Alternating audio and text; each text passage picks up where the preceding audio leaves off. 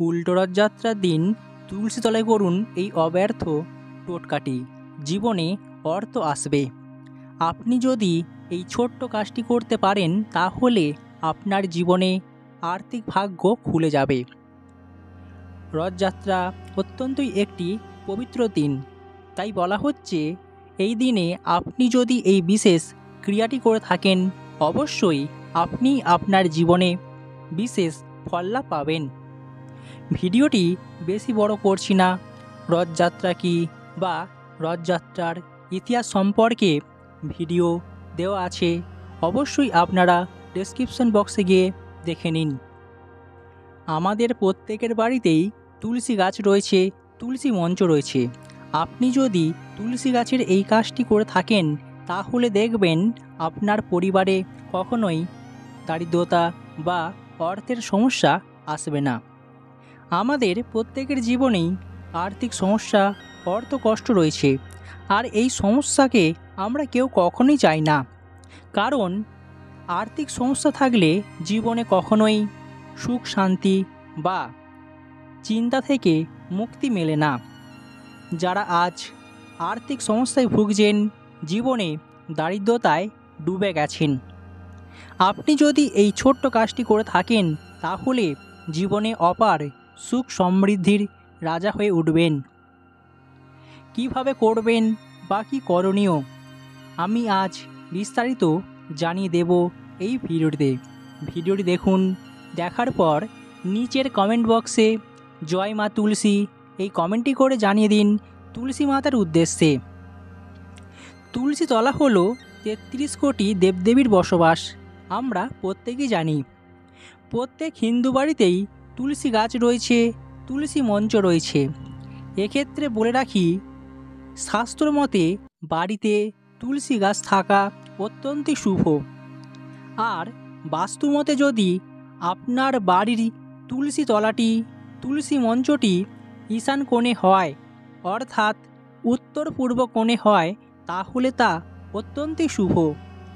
যদি আপনার বাড়ির তুলসী গাছটি বা তুলসী টবটি ঈশান কোণে হয়ে থাকে অবশ্যই নিচের কমেন্ট বক্সে কমেন্ট করে জানিয়ে দেবেন। এছাড়াও কোন দিকে এই গাছ বসিয়ে রেখেছেন সেটাও জানিয়ে দেবেন।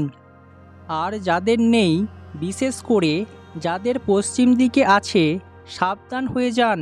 পারলে পূর্ব দিক বা দক্ষিণ দিকে আপনি এই তুলসী মঞ্চকে নিয়ে আসুন। কারণ হিসেবে বলা হচ্ছে আপনার বাড়ির পজিটিভ এনার্জি এই দিক থেকেই প্রবেশ করবে। বন্ধুরা, বাস্তুমতে তুলসী গাছকে ঈশান কোণে রাখা উচিত।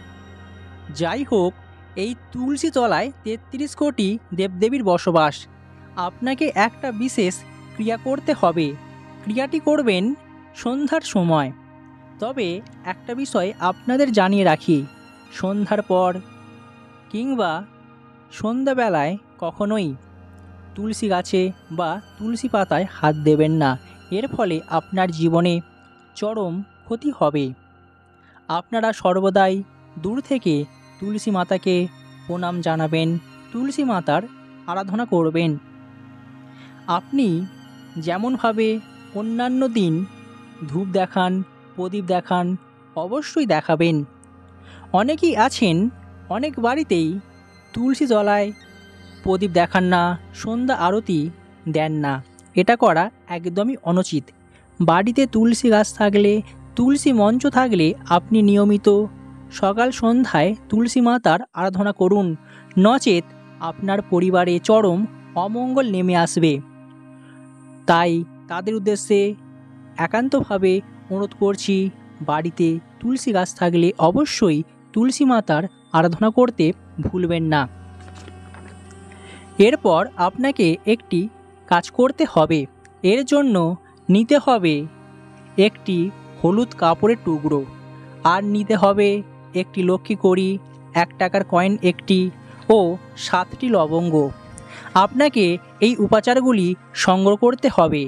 আমাদের প্রত্যেকের বাড়িতেই এগুলি রয়েছে, এগুলি পাওয়া যায়, তাই আপনিও এগুলিকে জোগাড় করবেন। আপনি নিষ্ঠাভাবে ভক্তি ভরে তুলসী মাতার আরাধনা করবেন। আরাধনার শেষে করজোড়ে প্রণাম জানাবেন তুলসী মাতাকে। এরপর আপনাকে এই মন্ত্রটি 108 বার উচ্চারণ করতে হবে, পাঠ করতে হবে। মন্ত্রটি আপনাদের জানিয়ে দিচ্ছি। মন্ত্রটি হলো মা মহালক্ষ্মী নমঃ। এই মন্ত্র আপনারা বলতে পারেন, খুবই সহজ মন্ত্র। কিংবা ওম ভগবতে বাসুদেবায় নমঃ। এটি হচ্ছে নারায়ণের মন্ত্র বা বিষ্ণুদেবের মন্ত্র, অর্থবৃদ্ধির মন্ত্র। আপনাদের সামনে এই দুটি মন্ত্র বলে দিলাম, এর থেকে যে কোনো একটি বলতে পারেন। অবশ্যই আপনাকে 108 বার পাঠ করতে হবে। এরপর কড়ি, 1 টাকার কয়েন ও লবঙ্গগুলিকে সেই কাপড়ের মধ্যে রাখুন। এরপর আপনার সকল মনোবাসনাগুলি জানিয়ে দিন মাতা তুলসীকে। সেই কাপড়টিকে ভালোভাবে বেঁধে ফেলুন। আপনি এই পুটলিটিকে তুলসী তলায় সারা রাত রেখে দেবেন। এই ক্রিয়াটি করবেন এক মনে, এক ধ্যানে।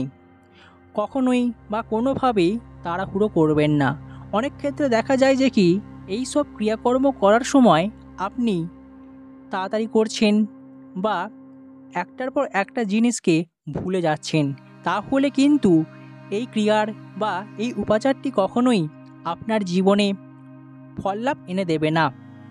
জীবনে কখনোই এই ক্রিয়াটির পূর্ণতা পাবেন না। তাই বলা হচ্ছে এক মনে, এক ধ্যানে যখন করবেন এই ক্রিয়াটি করে ফেলুন। আপনি এরপর চুপচাপ আপনার ঘরেতে চলে আসুন, পিছু ফিরে তাকাবেন না। পরের দিন অর্থাৎ সকালবেলায় আপনি যখন নিত্য পুজো করবেন, আরাধনা করবেন, তখন এই পুটুলিটিকে নিয়ে এসে আপনার আলমারিতে কিংবা যেখানে টাকা পয়সা রাখেন চুপচাপ রেখে দিন। দেখবেন আপনার জীবনে অর্থের আগমন হবে। জীবনে অর্থ আসতে বাধ্য। তাই বলা হচ্ছে আপনি যদি এই ছোট্ট কাজটি করে থাকেন, অবশ্যই দেখবেন আপনার জীবনে আর্থিক ভাগ্য ফিরবে। রথযাত্রা অত্যন্তই একটি পূণ্য দিন, আর আমরা সবাই চাই জীবনে পূর্ণতা অর্জন করতে।